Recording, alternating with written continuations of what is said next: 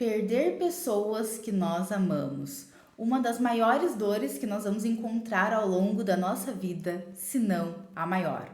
Nós já sabemos que isso vai acontecer, mas e quem é que está preparado? Como que a gente se prepara para isso?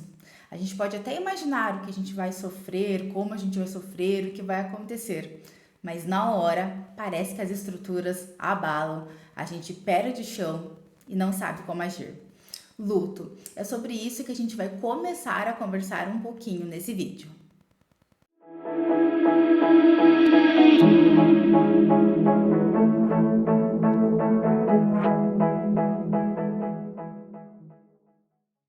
A primeira coisa que nós precisamos entender é: o luto acontece de uma forma para cada pessoa. Então, vamos logo nos desprendendo de coisas como: em 6 meses você já deveria ter superado isso. Você precisa viver as 6 fases do luto.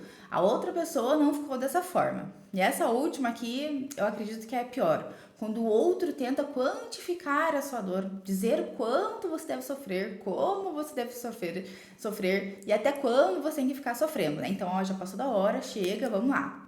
Isso é péssimo. Então, dito isso, a gente vai olhar agora para algumas coisinhas que podem acontecer dentro do seu processo de luto.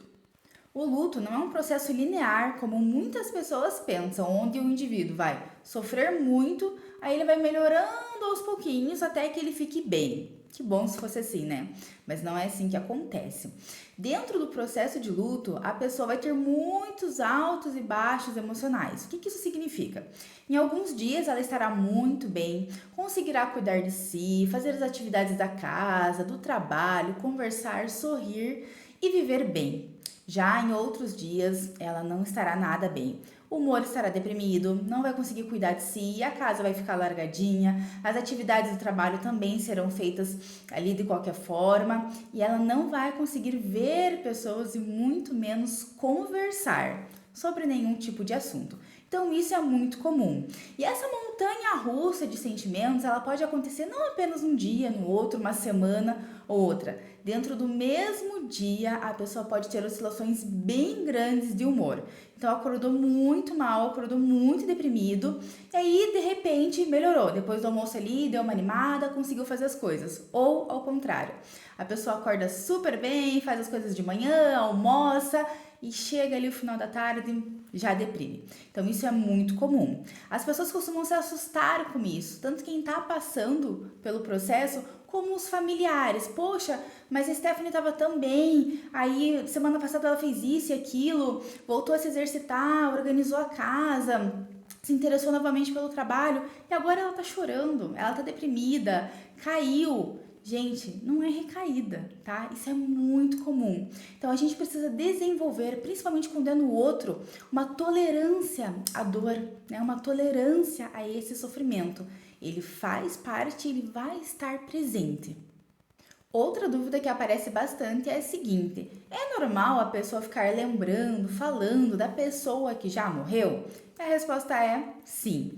Não é porque a vida desta pessoa acabou que ela precisa morrer dentro de você.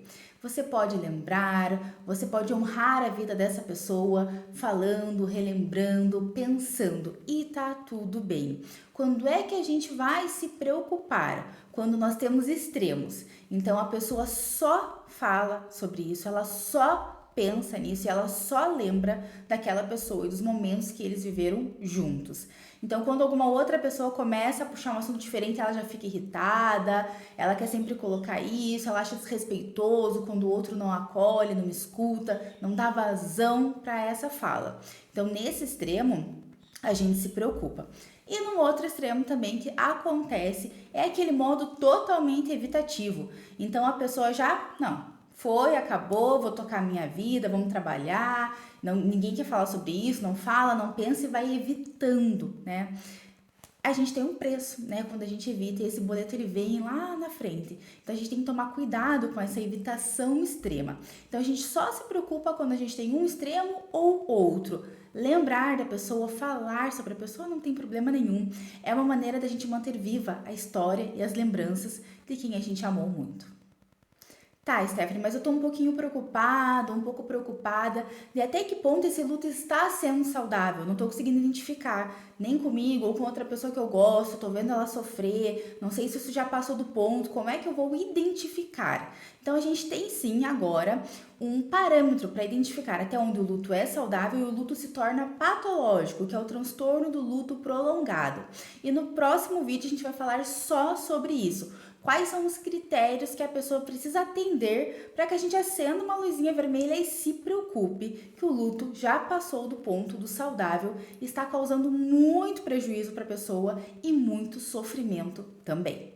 Eu espero ter contribuído um pouquinho para que você tenha entendido, tenha um pouquinho mais de conhecimento sobre esse período, sobre essa fase que você está vivendo e conseguir enfrentá-la com um pouquinho mais de segurança e principalmente menos cobrança. Então sinta-se abraçado por mim. Eu agradeço muito por você ter ficado aqui. Eu me sinto muito honrada de estar com você. E eu te espero no próximo vídeo.